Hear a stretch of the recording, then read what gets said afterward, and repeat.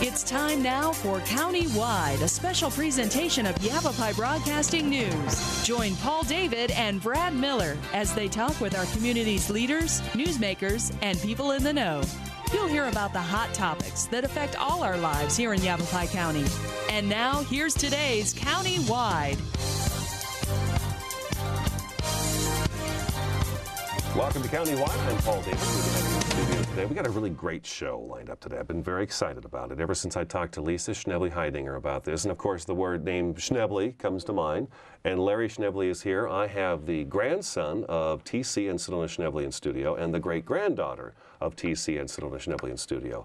Good morning. Delighted to be here. Welcome to studio. Thank you, Paul. One of our main goals today is to talk about the book that you've put together. It's just a little thing, but it's Arizona's official Centennial book. Yes. Which, of course, the Centennial is coming up next year. We've got the Best Fest coming up in Prescott this weekend, which is going to kind of kick it off, I think. That's the official kickoff to the official celebration. kickoff, and then there'll be two other Best Fest next year, one in Phoenix, one in Tucson. But you put together Arizona 100 Years Grand. How did you get involved in this project? It's huge. I involved myself about 5 years ago when I started thinking about writing a centennial book and got the outline pretty much together, picked 101 things, 1912 to 2012, so one main event or person for each year, and then began constructing a timeline for the entire thing with we ended up picking 6 other things that happened each year. And Arizona Highways wanted to do it, and then the state General Fund swept the budget and they couldn't. And so it ended up being a collaborative effort. I did the writing and collected the photos. Everybody donated the photos. State parks, NAU archives, individuals. A woman I knew in high school who had a great picture of Mount Lemmon. It's in there. And it was all just brought together and then printed and bound here in the state. And forwards from Bruce Babbitt, Rose Mofford, John McCain, Jan Brewer.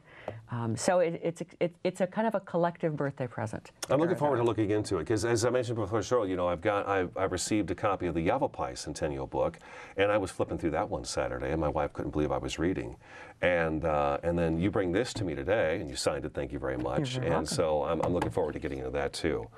I want to switch course real quick and talk to Larry. I've got Sedona, TC and Sedona Schneble's grandson here, so I got to talk to you. Well, what was it like growing up then?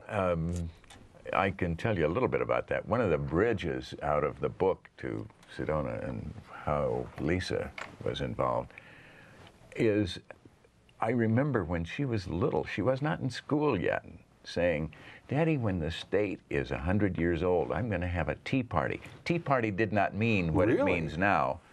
But back then, she says, "I'm going to have a tea party. Will you come?" So she has been interested in the state and its history, and the Centennial, interestingly enough, for a long time. Yeah. Preschool. You'll be having this tea party. Yeah, well, now I'll probably be busy all day, but we'll celebrate. I mean, there's a big fandango that night down in the valley. And, yeah, tell him a TC and the hailstorm. That's my favorite TC story.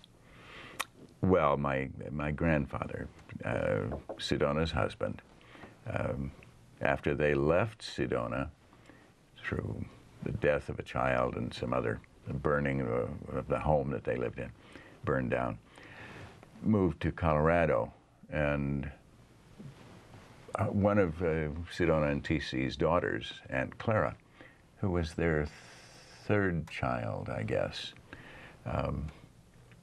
remembered and told Lisa this story about a hailstorm leveling crops in the middle of the summer in their farm out by Boyuro, and everybody being very downcast because things were in bad shape and nature had played another one of its cruel tricks. Sure. But TC urged the kids to go get buckets out of the barn and pick up those hailstones, kid. We're going to make ice cream. Oh my gosh. Ice cream. Yeah. What was in Sedona when you visited? There was a school, there was a ranger station, there were 2 churches, I guess. I don't remember when the Oak Creek Barn Saloon came into being, but there must have been somewhere. I mean, about as soon as, before you get a church, you got a saloon in most places, right, don't you? Got to go repent. And I don't remember where that was because that wasn't something that impinged on our lives. Grandma was extremely anti. She was a Temperance League lady. One of the pictures that my sisters, I have two sisters younger than I, Paula and Pat. Paula lives in Winslow and Pat down in Tucson, or vice versa. And they found a picture of Grandma in a back of a buggy, or not a buggy, an old Model T, with a huge flowery hat with 5 other ladies, all dressed up, ready to drive to St. Louis for the WCTU meeting.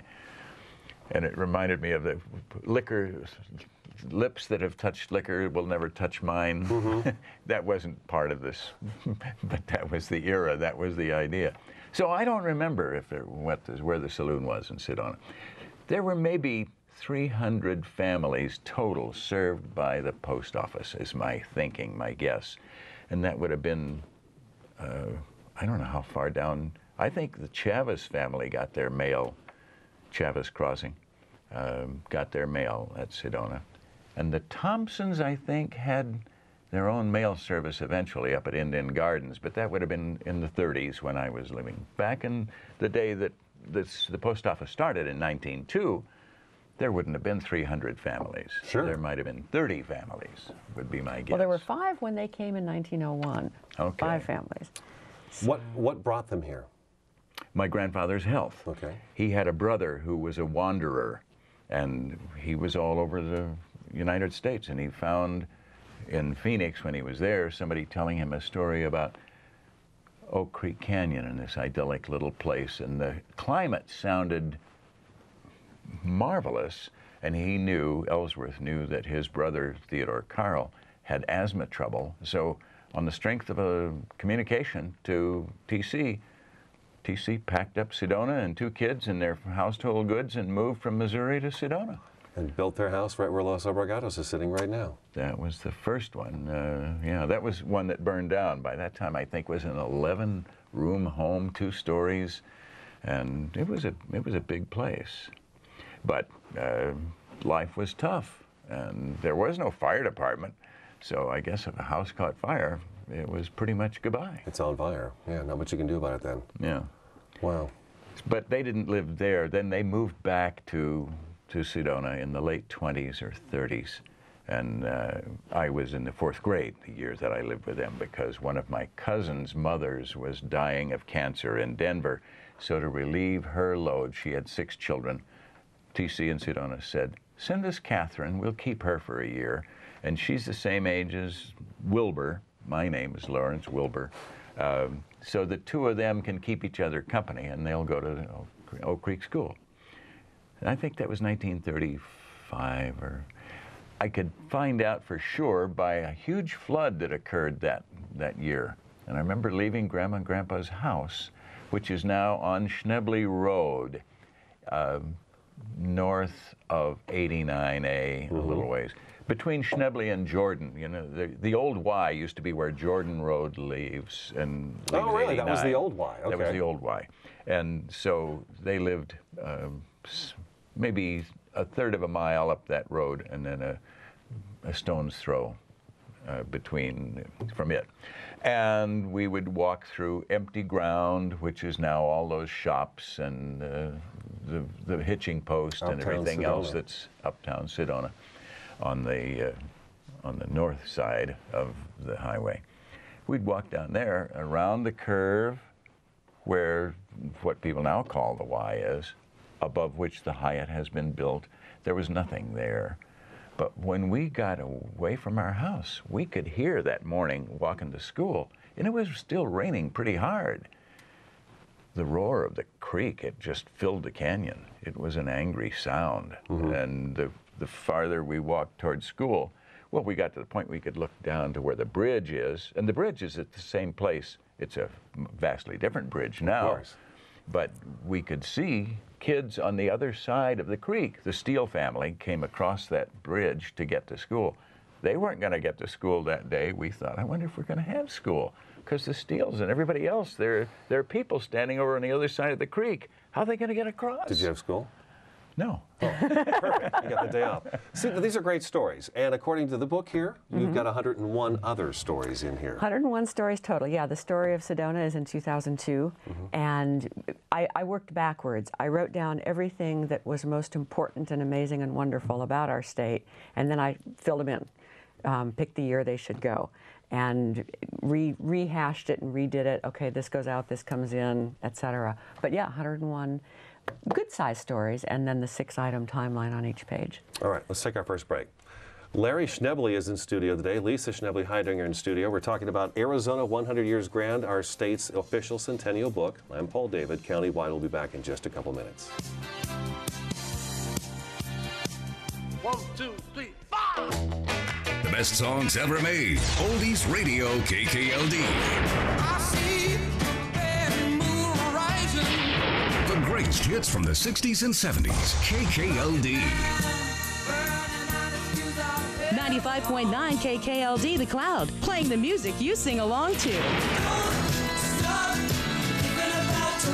Northern Arizona's KKLD, the songs you love.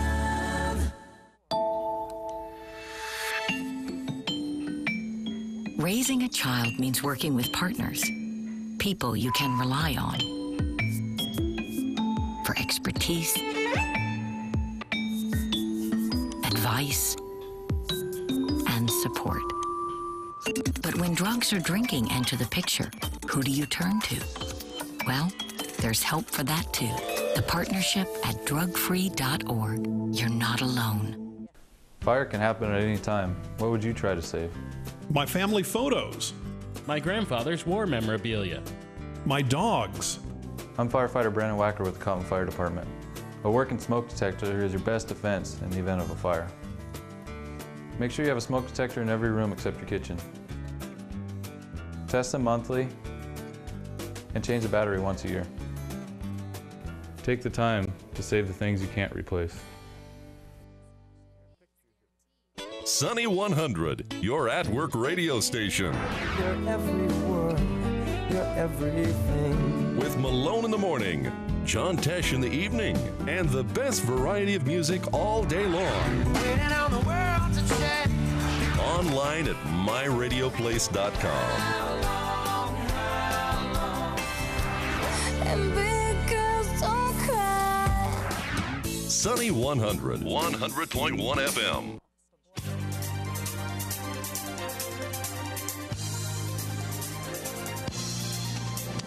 Welcome back to Countywide. I'm Paul David. Good to have you in studio today. We're talking Arizona 100 Years Grand, the state's official centennial book. I have Larry Schneble and Lisa Schneble-Heidinger in here, the grandson and the great-granddaughter of Sedona Schneble, and then, of course, TC, the husband.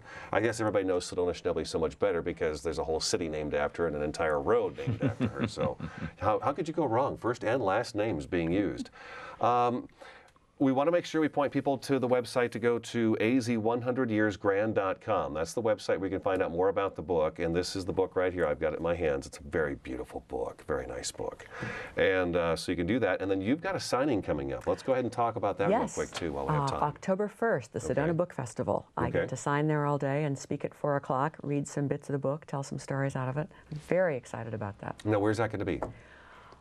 That's a really great question. It's in Sedona. It's in Sedona. Okay. Yeah, Well-Read Coyote. Okay. I need to make a phone call and find out where I'm supposed to show up at 9 o'clock on that'll be good to know. 1st. But it's coming up on October 1st. So when you find out, let me know, and then we'll let everybody know. Good, and I know there's a website because I went on that. Okay. az100yearsgrand.com is the website about the Arizona 100 Years Grand Centennial Book. Let's talk about a few of the stories that are in here, because it talks about there's all kinds of these zany little stories, and you guys were just mentioning that Albert Einstein was a chief. He became an honorary Hopi chief in 1931. Yeah, and apparently there's a picture of him and his wife at the canyon, so we presume that there was some kind of conclusive trip. Zane Grey, who wrote in both the Weatherford and Monte Vista in Flagstaff, and had the Zane Grey's cabin that burned in the Dude Fire in the 90s, left Arizona in a bit of a huff in 1929 because they denied him permission to hunt bear whenever he wanted to. Oh, really? Yeah. So forget about it, huh? One of my favorites that I found just looking around, 1927, the MGN logo lion. Oh, yeah, say this one really slow now. Okay. This is a good story. So he's Leo, and he's the MGN logo lion that we you all see know him. before every hymn. He escaped when the plane carrying him crashed on the Mogollon Rim, I'll be darned. and he was later rescued. And I wondered if that was the greatest 6 hours of his life, or if he thought, take me out, there's bears. What the heck is going on here? So Leo the lion from MGM Grand, the lion we see roar, was actually up on the Mogollon Rim, roaming around for a while. Because a plane had crashed and he had gotten out, but they found him. And I don't know if he came back to the plane and thought, get me back to Hollywood? I have no idea. But I love the factoid I'm a star. anyway. I don't belong out here. That's right. And Paul, the book is full of all kinds of those things. I've lived in the state all my life, and I thought I knew it, but I keep thinking and finding out things that, oh, for crying out loud, I didn't realize that. My goodness. Anything in particular that comes to mind that really kind of surprised you when you saw it in the book? One of the first, what I was thinking when I said that was that I've always known that Arizona is strange and that table means mesa. So table mesa is mesa mesa or table table, depending on how you look redundant, at it. Huh? It is. And Picacho Peak is little mountain, little peak, little peak. Well, I didn't realize that Canyon de Chelly is a corruption. De Chelly is a corruption of the Navajo pronunciation of canyon. So Canyon de Chelly is canyon canyon.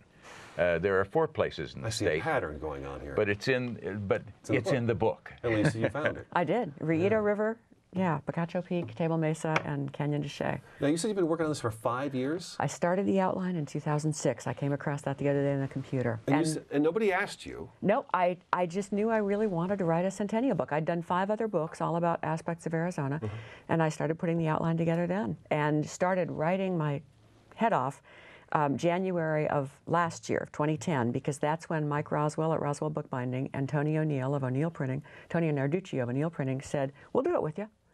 And their friend Justin Ahrens designed it, and we got photographs from all over the state and began proofing and reproofing, and my sister, who's an advertising copywriter and a writer, put together the 15-page index.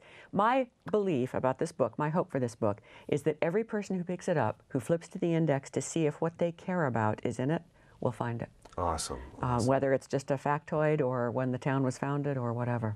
Well, you got some neat stories in here. And then one of them that I like the best, and this is all just going off the front page on the website that I went to this morning, the drugstore in Winslow. There had been a drugstore on what is now the Stand-In Corner of Winslow. Because there's a song about this place. That's it. And in the book I say usually a song comes from a town, but this time it was almost the reverse. Eagles brought Winslow into the national spotlight. They did. So if you go to that Stand-In Corner now, that's the Stand-In Corner and the statue and that great mural. But it was a drugstore, and the woman who ran it had been forbidden by her husband to work. He died, she had to support herself, so she always wore a hat and gloves when she went to work, because then she could look like a shopper. Oh, I'm just here. Because in those days, when you shopped, you wore a hat and gloves. Despite the fact he's gone, she's still trying to disguise herself. Is that an obedient wife? Yeah. I guess, yeah. I'd say so. Yeah. Okay, give me some more good stories. You wanted a Bucky O'Neill statue in Prescott. Everyone's familiar with that statue. I love that. And what I didn't know till I started this research is that's not actually Bucky. Bucky O'Neill was a wonderful Arizona. Knew Wyatt Earp before he came up here. Yavapai County Sheriff. Was so embarrassed that he fainted when he went on his first posse and watched the hanging that he had to come back even tougher. And then was the Rough Rider, led his Rough Riders into the, and died there. But the statue had already been started when he died, and they wanted to memorialize him, so they named it the Bucky O'Neill statue. Brought that huge rough rock it's on, big chunk of raw granite, rough like the Rough Riders. The statue got held up being railroaded from the east. And Prescott got so antsy, they hired a Pinkerton man to find the statue and do whatever he had to get it out here in time. And it made it into town the day before its dedication. I'll be darned. We have to take another break. Larry Schneble in studio today, the grandson of T.C. and Sedona Schneble, and then Lisa Schneble Heidinger in studio. She is the author of Arizona 100 Years Grand, our official centennial book. I'm Paul David. Stick around. We'll be back in just a couple minutes.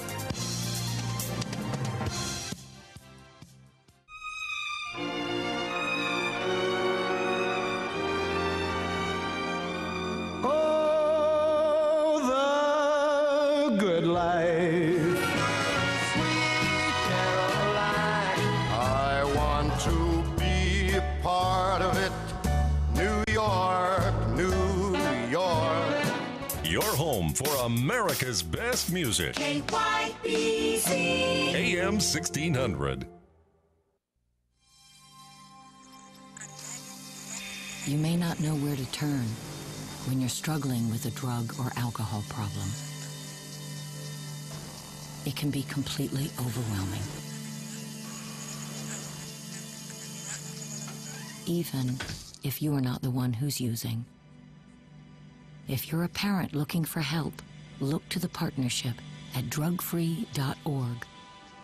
You're not alone.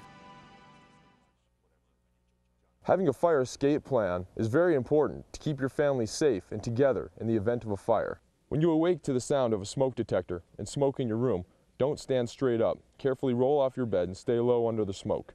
If your door is shut, feel the door with the back of your hand. Slowly open the door if no heat is felt. Always stay low until you get to the outside of your home. Always have 2 ways out of your house and a specified meeting place somewhere outside your home. Home escape plans should be drawn up and rehearsed on a regular basis. This could be the difference between life and death if caught in a fire. Sunny 100, your at-work radio station. You're every word, you're everything. With Malone in the morning, John Tesh in the evening, and the best variety of music all day long. Waiting on the world to check. Online at myradioplace.com. And big girls don't cry. Sunny 100, 100.1 FM.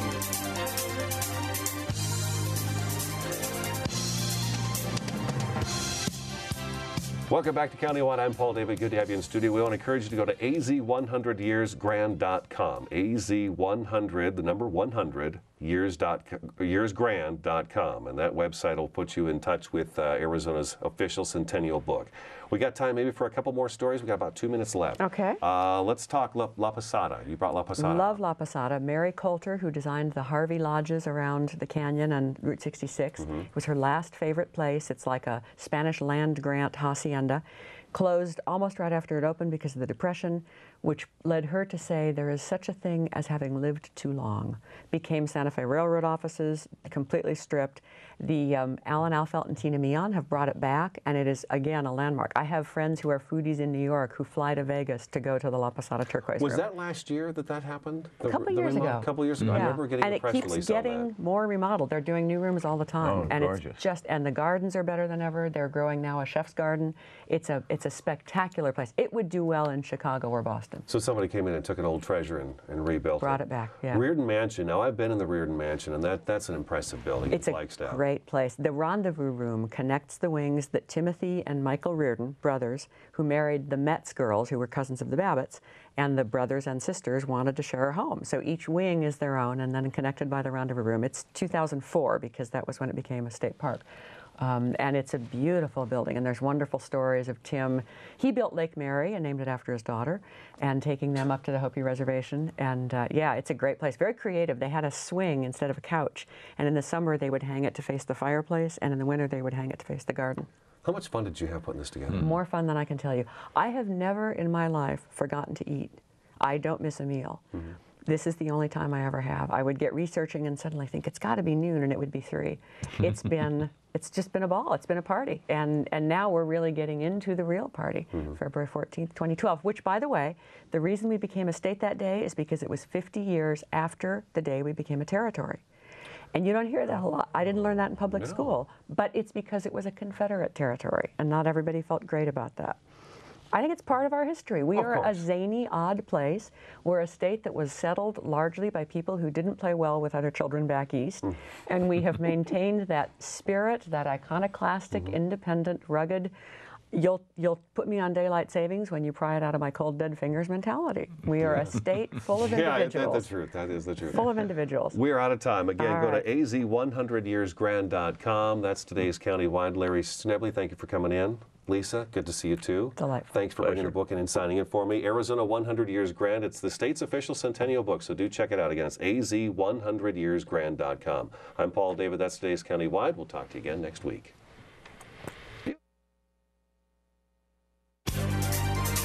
This has been Countywide, a special presentation of Yavapai Broadcasting News. Listen in each Tuesday and Thursday as we tackle the hot topics and talk to the decision makers across Yavapai County. That's Countywide with Brad Miller and Paul David each Tuesday and Thursday on this Yavapai Broadcasting station.